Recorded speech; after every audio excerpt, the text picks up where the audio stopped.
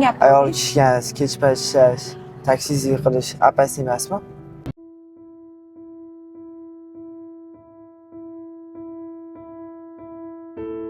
Konditsioneringizni yoqib yubora olasizmi? Konditsionerim ishlamayotgandi. Nimaga unda komfortda yuribsiz, konditsioneringiz ishlamasa? Komfort tarifim yoqib qo'ygandek ko'rmaganman. Uzr. To'xtatib yuboring unda.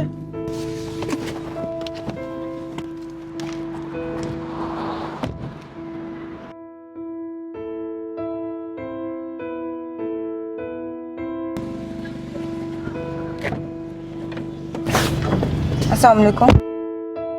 Включите кондиционер, я же вам написала в сообщениях, чтобы вы включили.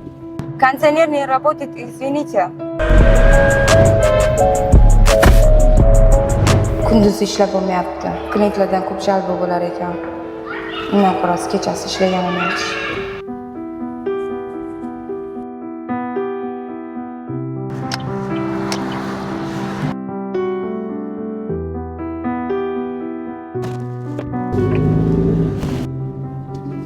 Opa, sizga bitta savolim bor edi, noto'g'ri tushunmaysiz agar.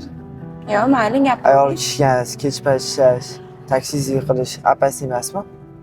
To'g'ri, ayol kishiga kechqurun ishlash yaxshi emas.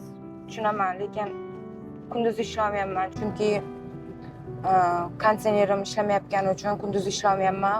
Kreditlarim bor. Shularni pulini kechki payt konditsioner ishlatmasdan, hech qanaqa jalb olmasdan ishlab ola olaman.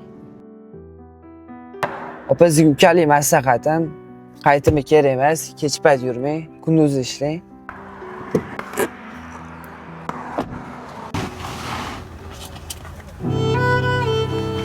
Voy,